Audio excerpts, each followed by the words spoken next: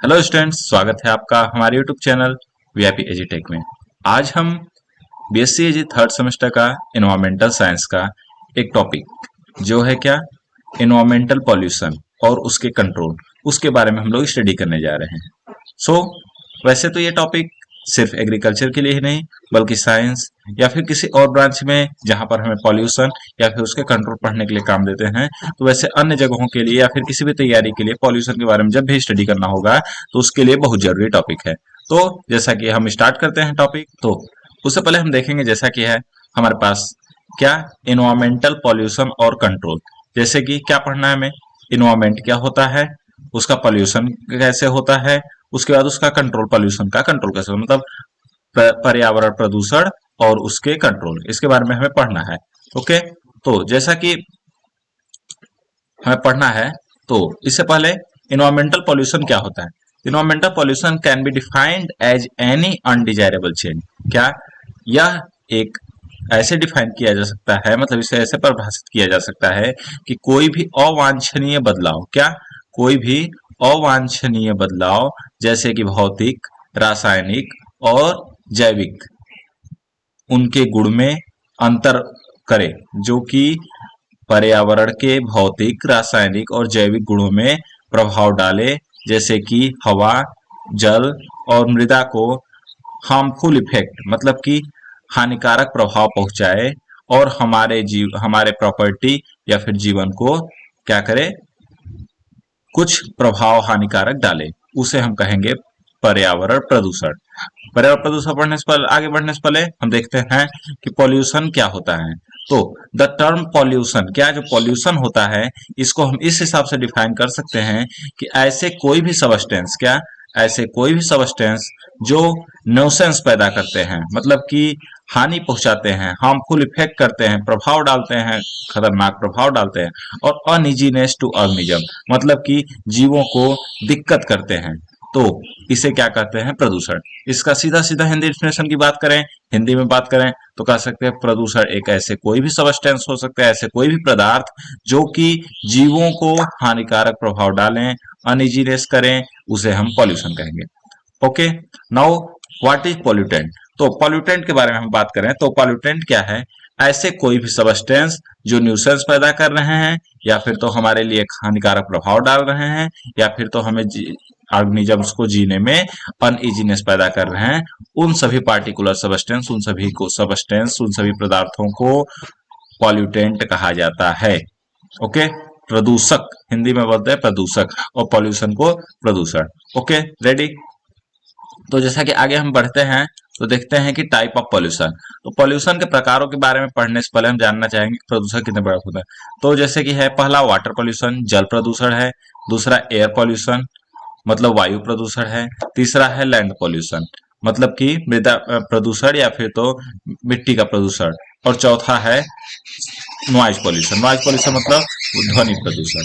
Okay, तो next जैसा कि हम एग्जांपल में देख सकते हैं कि ये जल, बहता हुआ जल है, इसमें अनेक प्रकार की वस्तुएं मिली हुई हैं, पदार्थ मिले हुए हैं जो कि इसे प्रदूषित कर रहे हैं। ये वाटर पॉल्यूशन का एक अच्छा सा एग्जाम्पल है। उसके आगे हम वाटर एग्जाम्पल के बारे में पढ़ना शुरू करते हैं। जैसा देखते हैं कि वाटर पॉल्यूशन क्या है। वाटर पॉल्यूशन को हम डिफाइन कर सकते हैं एज एन अल्टरनेशन, क्या, ऐसा कोई भी अल्टरनेशन मतलब बदलाव जो कि उनके पानी के भौतिक, रासायनिक और जैविक गुणों में परिवर्तन लाए, या फिर तो जो नेचुरल हो मतलब प्राकृतिक हो, या फिर तो ह्यूमन के कारण हुआ हो, मतलब कि मनुष्य के क्रियाकलापों के कारण ऐसा कोई बदलाव, अवांछनीय बदलाव आया हो उसके गुणों में, तो जो कि हमें यूज करने के, जो हमें जल यूज करने में अनसुटेबल हो जाए, मतलब कि जो हम यूज न कर पाए, ऐसा कोई भी सबस्टेंस जब मिल जाएगा पानी में तो उसे हम कहेंगे जल प्रदूषण।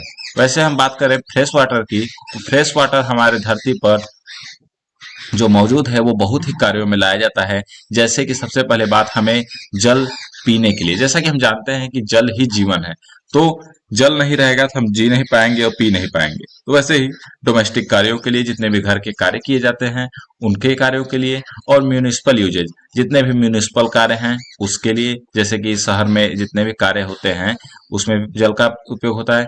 एग्रीकल्चर में भी जल का बहुत ज्यादा उपयोग है। इरिगेशन इरिगेशन में सिंचाई सिंचाई के लिए सबसे ज्यादा जरूरी जल है। इंडस्ट्रीज में भी जल की बहुत ज्यादा जरूरी होती है। नेविगेशन, हम लोग यहाँ वहां जाते हैं तो या फिर कहीं नेविगेशन करते हैं तो उसके लिए भी जल। और रिक्रिएशन मतलब जैसे बाग बगीचे लगे हुए हैं तो उसमें भी जल की बहुत ज्यादा आवश्यकता होती है। तो इन सभी चीजों की, ये जल की आवश्यकता जो है, हमारी फ्रेश वाटर की आवश्यकता अगर नहीं होगी तो हम कैसे करेंगे। लेकिन आज का जमाना कैसा है कि जल प्रदूषित होता जा रहा है, तो इस तरीके से आगे हमें बढ़ने में दिक्कत होती है।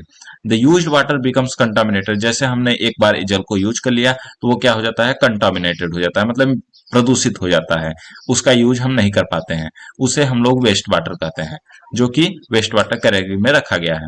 अगला, सोर्स ऑफ वाटर पॉल्यूशन की बात करें, मतलब कि वाटर पॉल्यूशन कैसे होता है, हिंदी भाषा में बात करें साथ साथ कि पॉल्यूशन, जल जल प्रदूषण कैसे होता है। तो ज्यादातर जल प्रदूषण जो होता है कैसे होता है, या तो नेचुरली होगा, क्या प्राकृतिक रूप से कब होता है, जब सॉइल के पार्टिकल्स, मृदा के कण पानी में मिल जाते हैं। जैसे कि क्या होता है कि जितने, जैसे कि पानी बरसा तो सॉइल का जो, सॉइल इरोजन की वजह से मिट्टी का कण उखड़ के एक जगह से दूसरे जगह पानी के माध्यम से जाके पानी में मिल गया, तो वो पॉल्यूशन हुआ।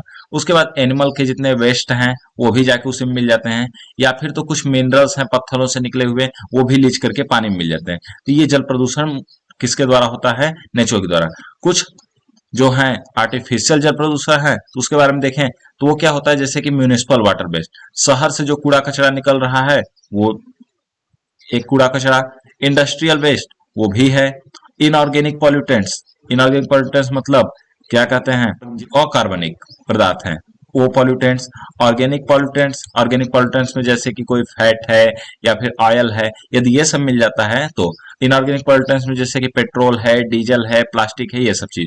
उसके बाद एग्रीकल्चर वेस्ट का मतलब जैसे कोई कूड़ा, खेती से निकला हुआ पुआल कूड़ा, यदि ये सब पानी में मिल जाता है, या फिर तो खेती से जैसे कि हमने कोई पेस्टिसाइड और कोई भी केमिकल यूज किया तो वो सब बह के पानी में जा रहा है, तो वो भी हमारे सॉइल को या फिर वाटर को पोल्यूट कर रहा है। मेनली वाटर को पोल्यूट कर रहा है, तो वाटर पोल्यूशन पढ़ रहा है। तो उसके बाद मराइन पोल्यूशन, मतलब कि जैसा कि मराइन में, जैसे कि समुद्रों में क्या होता है, बड़े बड़े जहाजें जा रही हैं तो उससे क्या होता है, जहाजों से लीक कर रहा है जो तेल वो सब उसमें मिलता है, तो वो भी गंदा होता है, मराइन पोल्यूशन कहलाता है। उसके बाद अगला थर्मल पॉल्यूशन, मतलब अगर बहुत ज्यादा हीट पानी हम पानी में डाल देंगे तो वो भी खराब हो जाएगा। ओके, तो जैसा कि हमने ये पढ़ा, अब एग्जांपल हम देख सकते हैं म्यूनिसिपल वाटर वेस्ट, जैसे कि शहरों के कूड़ा कचरा निकल के देखिए ये पानी में मिला हुआ है, जैसा कि हम फिगर में देख सकते हैं, ये फिर मिला हुआ है। उसके आगे देखिए ये भी एक एग्जांपल है। और नेक्स्ट, इंडस्ट्रियल वेस्ट के बारे में बात करें तो जैसा कि इंडस्ट्रियल वेस्ट में क्या होता है कि जितने भी फैक्ट्रीज से कूड़ा कचरा निकला हुआ है, कमर्शियल बॉडी से निकला हुआ है, इंडस्ट्रीज है, केमिकल की हैं या फिर मेटल की हैं या फिर तो फूड प्रोसेसिंग इंडस्ट्री है, भोजन जैसे कुछ बनाने, जैसे मैगी चाउमीन या फिर कुछ ऐसे भी कोई भी इंडस्ट्री है, या टेक्सटाइल की इंडस्ट्री है, पेपर इंडस्ट्री है, मतलब कपड़ों की इंडस्ट्री है, या पेपर बनाने वाली कोई इंडस्ट्री फैक्ट्री है, ये सभी ज्यादातर मात्रा में ऑर्गेनिक इनऑर्गेनिक वेस्ट जो होते हैं, कार्बनिक और अकार्बनिक वेस्ट पानी में लेकर मिलाते हैं, जिससे क्या होता है, हमारा जो पानी होता है वो टॉक्सिक हो जाता है और जीवों के लिए दिक्कत करता है। ओके, जैसा कि अगला एग्जांपल में हम देख सकते हैं, ये इंडस्ट्रियल वेस्ट का कुछ एग्जांपल रहा फिगर, जैसे इंडस्ट्री से बड़े बड़े पाइप निकले होते हैं, और पाइप से बहुत ज्यादा गंदगी पदार्थ हमारे पानी में मिल जाती है डायरेक्ट बहते हुए सोर्स में, फ्रेश वाटर सोर्स में। अगला, इनऑर्गेनिक वेस्ट के बारे में बात करें, जैसा कि देख सकते हैं इनऑर्गेनिक वेस्ट में सबसे पहले तो सबसे बड़ी बात क्या होती है, प्लास्टिक। क्या, जैसे कि मेटल धातु का कोई भी कण, या फिर तो क्लोराइड या सल्फेट्स, या आयरन का कोई ऑक्साइड, या फिर तो कैडमियम, या फिर कोई एसिड, एसिड मीन्स अम्ल, या फिर तो कोई एल्कली या क्षार, यदि ये सभी मिल जाते हैं तो ये क्या कहलाते हैं, इनऑर्गेनिक वेस्ट, इनऑर्गेनिक पॉल्यूटेंट जो हमारे जल को प्रदूषित करते हैं। और अगला, ऑर्गेनिक वेस्ट की बात करें तो जैसा कि हम देख सकते हैं ऑर्गेनिक वेस्ट में क्या क्या है, ऑर्गेनिक वेस्ट में ऑयल्स मतलब तेल, फैट, फैट मतलब घी की मात्रा कुछ, फिनॉल्स, ऑर्गेनिक एसिड, ग्रीस और कुछ अदर कंपाउंड्स, यदि ये सब मिलते हैं जल में तो ये क्या कहलाते हैं, ये सब ऑर्गेनिक पॉल्यूटेंट्स कहलाते हैं वाटर के, वाटर पॉल्यूशन के ऑर्गेनिक पॉल्यूटेंट्स। उसके आगे हम लोग देखें एग्रीकल्चर वेस्ट की बात करें तो एग्रीकल्चर वेस्ट में नॉर्मली हम देख सकते हैं जैसे कि हम लोग खेतों में क्या यूज करते हैं, फर्टिलाइजर, जैसा कि यहाँ लिखा हुआ है फर्टिलाइजर का यूज करते हैं, या फिर कोई पेस्टिसाइड्स का यूज करते हैं, या फिर किसी इसेंशियल इंग्रेडिएंट जैसे कि कोई क्रॉप में हम लोग कोई केमिकल्स यूज करते हैं जो हमारे क्रॉप प्रोडक्शन को हाई यील्डिंग देता है। लेकिन वो क्या करता है, वो जब बह के जाता है सारा मात्रा तो खेतों के द्वारा यूज नहीं होती, जो नहीं यूज हुई है वो बह के जाती है दूसरे पदार्थों से, जल से मिलती है, जल के स्रोत से मिलती है, और जल के स्रोत से मिलके हमारे फ्रेश वाटर को भी प्रदूषित करती है। तो ये सबसे बड़ी बात हुई एग्रीकल्चर वेस्ट में। उसके बाद हम लोग एग्रीकल्चर वेस्ट की बात करें, जैसे हम लोग नाइट्रोजन यूज करते हैं, फास्फोरस यूज करते हैं, पोटेशियम यूज करते हैं, तो इन सभी का यूज क्या होता है, तो प्लांट टोटल नहीं ले पाता। तो जब प्लांट टोटल नहीं ले पाता तो वो सब बहकर पानी के सोर्स से हमारे जल को प्रदूषित करते हैं। उसके आगे देखें तो जैसा कि फर्टिलाइजर्स के बारे में बात करें तो ये क्या करता है, कुछ फर्टिलाइजर्स की मात्रा लीच कर जाती है, मतलब कि जमीन के जो कैपिलरीज होती हैं उसके अंदर से नीचे चली जाती है जमीन के अंदर, और जमीन के अंदर जो हमारा पानी है, जो अंडरग्राउंड वाटर है, उस जल को भी प्रदूषित करती हैं। यह जैसे कि रिवर्स, लेक्स, पॉन्ड्स, इन सब में रन ऑफ के द्वारा और ये सब प्रदूषित करती हैं। उसके बाद मैराइन प्रदूषण की बात करें जैसा कि यह सबसे बड़ी बात होती है क्या, जैसे कि डिस्चार्ज ऑफ ऑयल, तेलों का मिलना, या फिर तो और कोई source, grease, detergent, radioactive waste या फ्रॉम शिप्स, मतलब जो जहाजें जा रही हैं उनके द्वारा जो पॉल्यूशन डायरेक्ट समुद्र में बहा दिया गया तो वो मैराइन पॉल्यूशन कहलाता है। उसके आगे बात करें हम लोग थर्मल पॉल्यूशन, तो थर्मल पॉल्यूशन क्या होता है देखा जाए तो जैसे कि बड़ी बड़ी जो इंडस्ट्रीज हैं या फिर न्यूक्लियर प्लांट, मतलब जहां पर एटम बम के परीक्षण होता है, या फिर तो जहां पर ऐसे मतलब कि जहां से न्यूक्लियर से बिजली बनाई जाती है, वहां बड़े बड़े भट्टियां होती हैं जिसमें कि न्यूक्लियर रिएक्शन कराया जाता है। तो उसको शांत करने के लिए, उसको ठंडा करने के लिए ठंडे पानी का उपयोग किया जाता है। लेकिन जब हम ठंडा पानी डालते हैं तो वो जब हीट हो जाता है पानी, तो पानी को हम डायरेक्ट यदि हम किसी नदी नाले में डालेंगे, वो क्या होता है पूरा पानी गर्म हो जाएगा, उसमें रहने वाले जितने भी ऑर्गेनिज्म या फिर तो जीवित ऑर्गेनिजम्स हैं वो सभी समाप्त हो जाएंगे। तो ये होता है। तो जैसा कि हम कूलेंट का यूज करते हैं उसी पानी का यूज, तो वो पानी हमारे लिए प्रदूषक से कम नहीं है, वो पॉल्यूटेंट है और हमारे वाटर को पॉल्यूट कर रहा है। ओके, तो जैसे यहाँ पर हमारा खत्म हुआ वाटर पॉल्यूशन के कार्य प्रभाव क्या थे और वाटर पॉल्यूशन क्या होता है। इसको रोकने की बात करें, इसको कंट्रोल करने की बात करें तो सबसे बड़ी बात होती है कि हमें पानी का कम से कम उपयोग करना चाहिए, मतलब कि जितना हो सके हमें पानी बचाओ, क्योंकि जल ही हमारा जीवन का स्रोत है। ओके, तो इसके बाद हम लोग जो अगला टॉपिक है एयर पॉल्यूशन, सॉइल पॉल्यूशन, वो अगले वीडियो में। Thank you.